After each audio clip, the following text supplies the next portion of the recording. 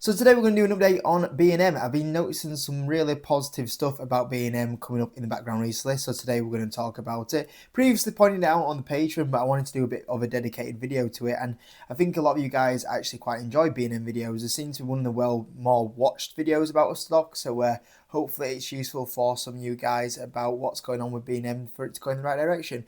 Before we do that, I just want to point out that if you are on the Patreon, I just dropped an exclusive video which was on Craneware on the stock request. So this is where members of the Discord vote for me to take a look at this stock.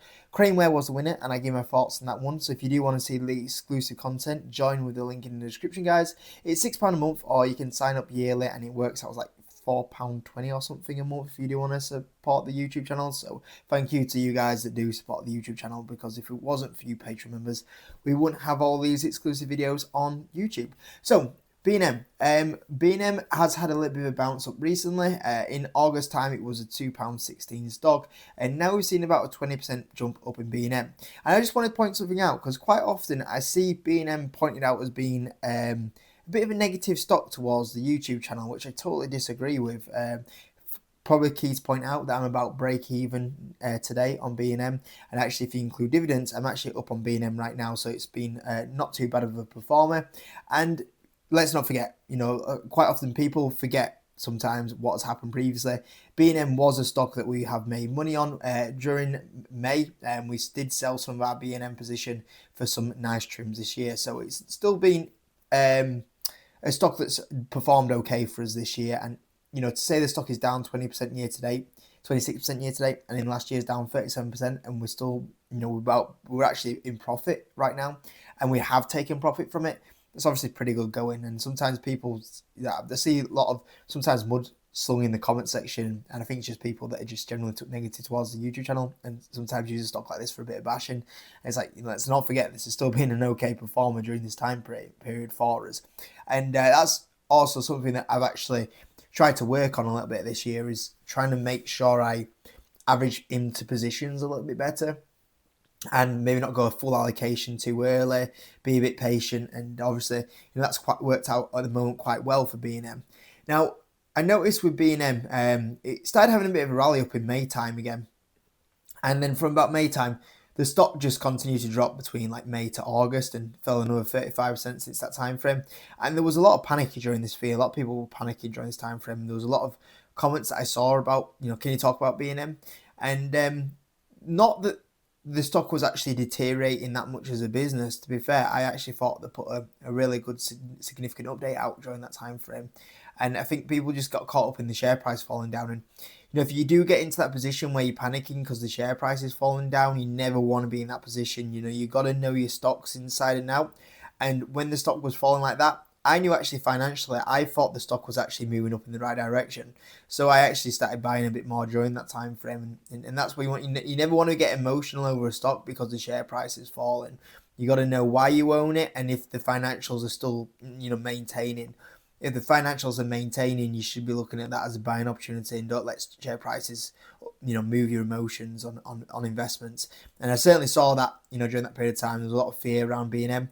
And that also confirmed as well, because since the stock has rallied up 20%, the fear comments have kind of disappeared a little bit at the moment. So never get yourself into a position where you're like that with B&M. But yeah, overall, like, the stock overall is now sitting towards a lower price than where it was before the peak COVID times. And you're going all the way back to basically 2016, 9 years of share price appreciation wiped out with B&M at the moment. And like I said, I don't think it really deserves that. And in fact, I would say that in the last few months, I think the business has started to move actually in the right direction. The big thing for me is when the stock dropped after they brought out their Q1 update. And the Q1 update came on the 15th of July. And from the 15th of July, the stock, continue to drop, which I just didn't understand why. I thought the stock should have been up on that day. They came out on the 15th of July with a Q1 update, and revenue growth still at 4.4%, which is decent. The like-for-like actually turned positive, and where's the like-for-like on here? It grew 1.3%, which, yeah, could be slightly better, but it was a step in the right direction.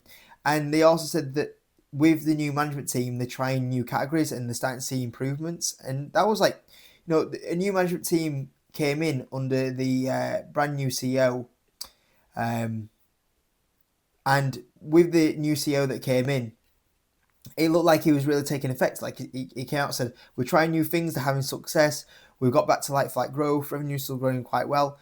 I was like, this is a good update, compared to where the company was in Q4, and in Q4 like-for-like sales was down 1.8%. That's a big swing here from where they were in Q4 to where they're at right now.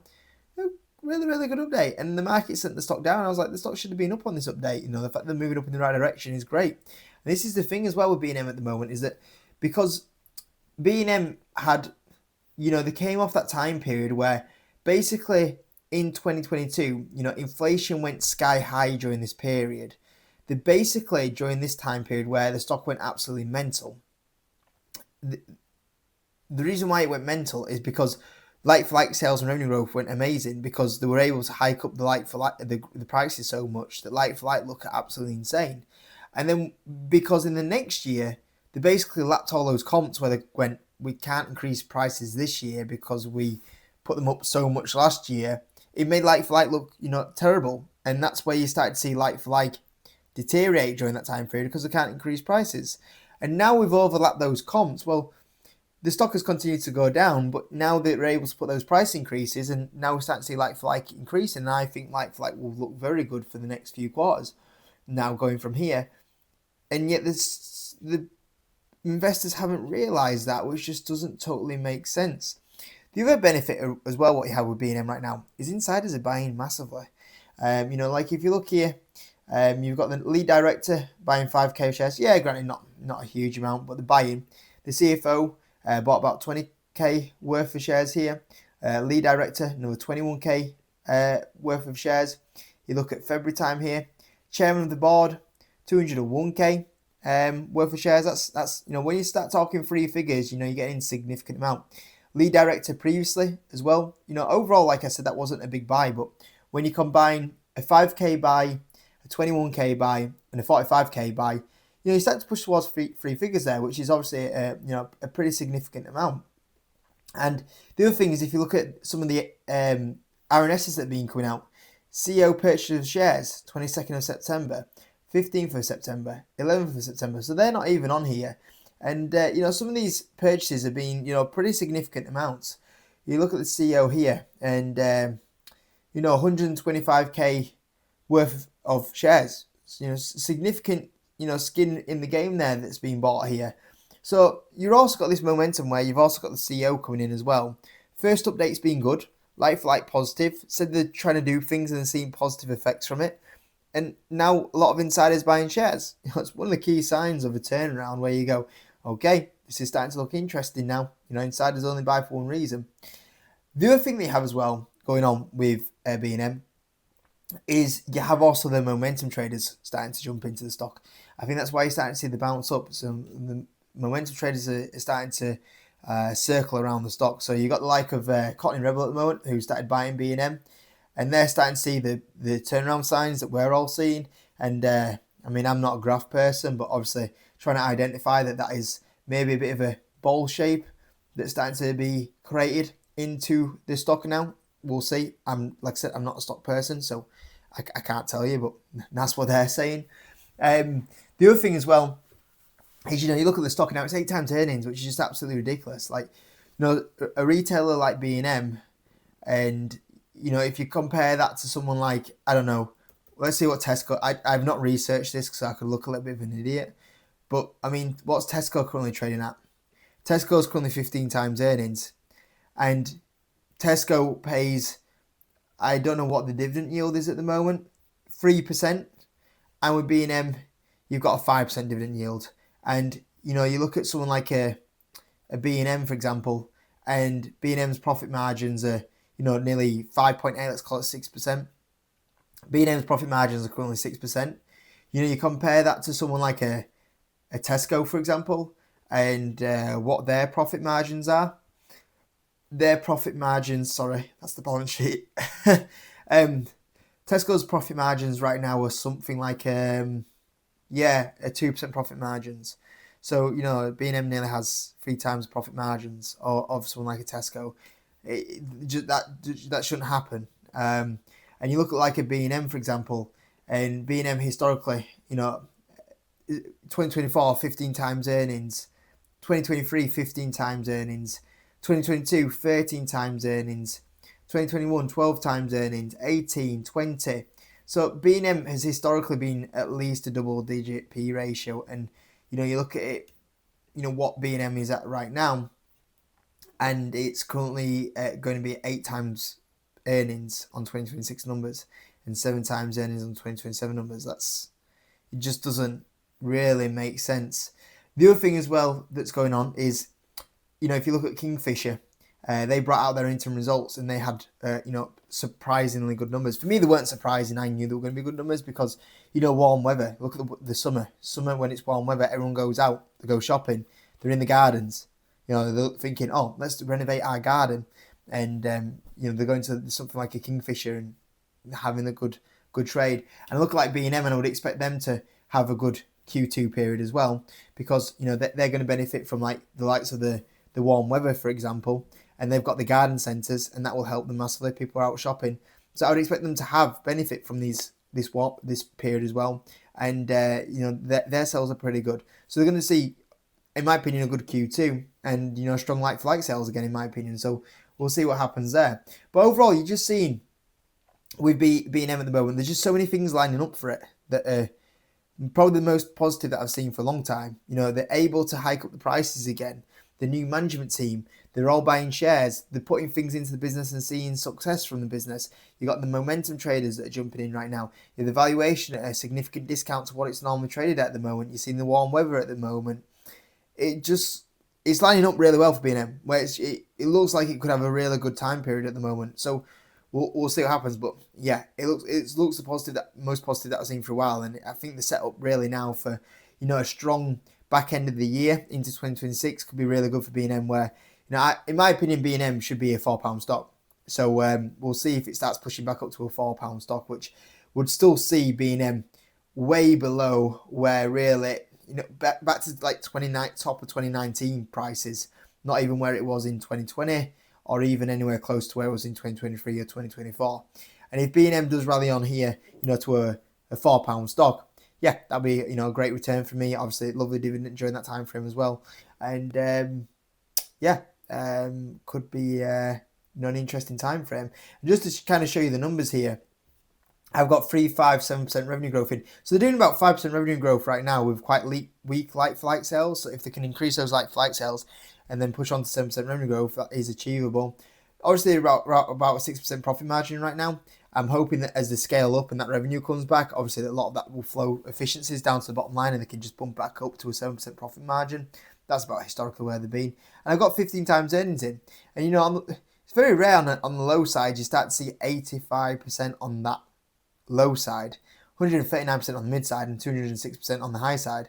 I mean, you could be even conservative and let's say they maintain a 5% profit margin, which is lower than where they're at right now.